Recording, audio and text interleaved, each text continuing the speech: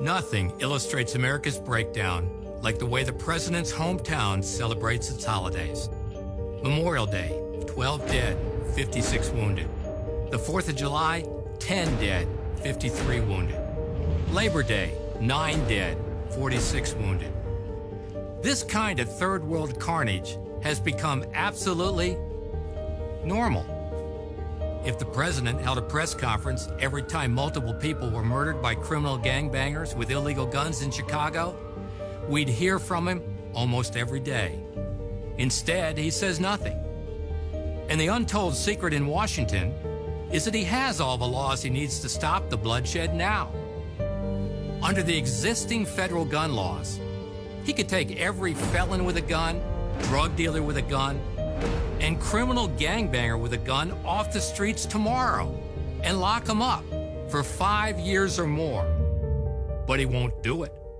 His Justice Department won't do it. And the media never ask why. So convicted gangbangers carry illegal guns because they fear rival gangs more than they fear being prosecuted for a gun charge. Every police officer on the streets in cities like Chicago, Baltimore, and Detroit knows what it's like to get called to a murder scene, knowing full well who did it, because the killer was in the back of their car yesterday or last week. Thugs like Darius Brown, who was supposed to be serving a 10-year sentence for second-degree felony robbery, but got let off with 5 years probation.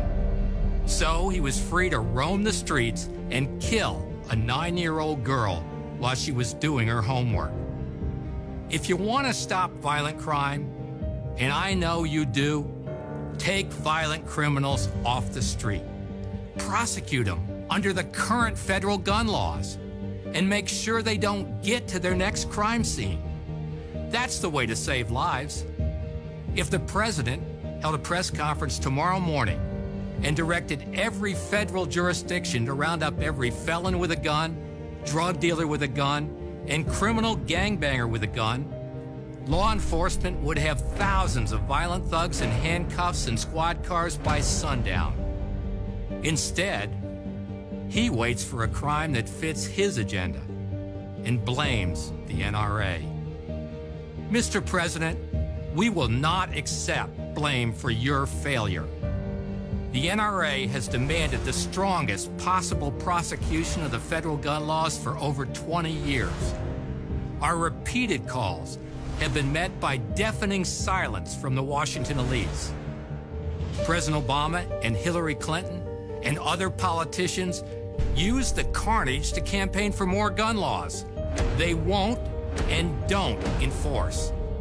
And the good, honest Americans living out in farm towns in Nebraska or Oklahoma, or working 2 jobs in inner-city Chicago or Baltimore, people who keep their heads down, raise their kids, and just try to do the right thing, they see through it all. We've lived through the Clinton administration's utter lack of federal gun prosecutions, and the Obama administration is following suit while the country suffers. And we know that a second Clinton administration will just mean more of the same.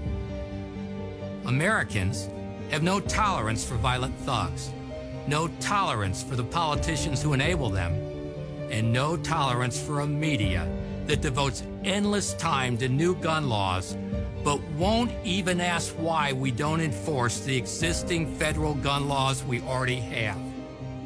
No organization has been louder, clearer, or more consistent on the urgent need to enforce the federal gun laws than the NRA. And in the face of mounting political and media pressure to demean, shame, and silence us, we will fight. If you have had enough of the dishonest debate, if you're sick and tired of politicians blaming you and your guns for their failure, demand truth and justice. Stand and fight with the NRA.